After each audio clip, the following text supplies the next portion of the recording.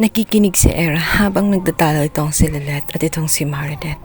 At nung makita niya na talagang kinampihan na nga siya ng kanyang inainahan na ito nga si Meredith, ay tuwang-tuwa siya. Ay pinili na nga siya ni Meredith at naniwala sa kanya itong si Meredith.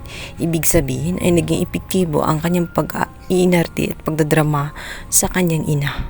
Napatalon siya sa sobrang saya hanggang sa nakalimutan niya na nagpapanggap pala siya na hindi okay ang kanyang mga binti at hindi pa siya makakalakad. Nahuli siya ng nurse ng kanyang bantay, kung kaya't nagulat ito na nakakatayo na pala siya. Ngunit bigla naman siyang nagdrama at sinabing masakit pa rin ang kanyang mga paa. Nagpaalala papapunta sa wheelchair niya. Hanggang sa sinabi ng nurse, kailangan na nga siyang bumalik sa kanyang room para makainom ng mga gamot dahil nagreklamo ito na masakit ang kanyang mga binti. Dinala agad siya sa room at agad pinapahinga. Nainis siya dahil naudlot ang kanyang pagkikinig sa usapan nga nitong si Meredith at itong si Lilith. Hanggang sa makahanap naman siya ng tiyempo at bigla niyang natakasan ang nurse. Kaya naman ang nurse ay nagsalita. Sinabi nito na nagkukunwari lang talaga siya na hindi pa siya nakakalakad. Nakakatayo na siya dahil nakapunta na nga puntahan.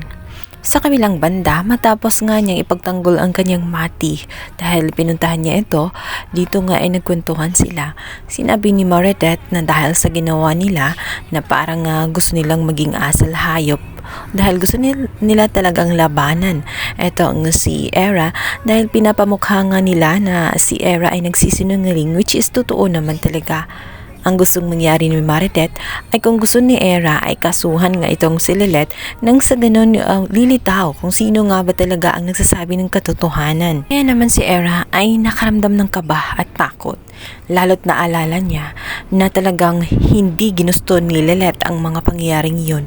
Ginawa lamang niya yun dahil sa gusto nitong protektahan itong si Era mula sa mga kamay niya si Sally, kung saan gigil na baril na nga siya dahil sa kanyang nagawa na hindi niya naprotektahan o hindi niya nabigyan ng hustisya ang kapatid nito na si Carding. Bukod pa ron, okay na sa kanya na nakuha na niya ang simpatya ng kanyang inainahan na si Meredith, kung kaya't hindi niya gugustuhin na muling buksan ang kaso or magsampa ng kaso dito kay Lilith. Gusto na lamang daw niya na mag-focus sa kanyang tuluyang pagaling at tuluyang makarecover nang sa ganun maging maayos at maging normal na ulit ang kanyang buhay. Ayaw na niya na magkaroon pa ng connection dito kay Lilith. Gusto na daw niya na lumayo na at wag na nga makipag-associate pang muli dito kay Lilith. Sa takot lamang niya na malaman din ni Meredith ang katotohanan na ang kanyang kinakalaban ay anak din pala niya dito kay Ramir. Sa kabilang banda, ito nga si Trixie ay naging mabait na nga dito kay Lilith dahil sa dininig ng Diyos ang kanyang mga dasal na sana ay unti-unting gumaling ang kanyang ama at gagawin niya ang lahat alang-alang sa ikakabuti ng kanyang pamilya.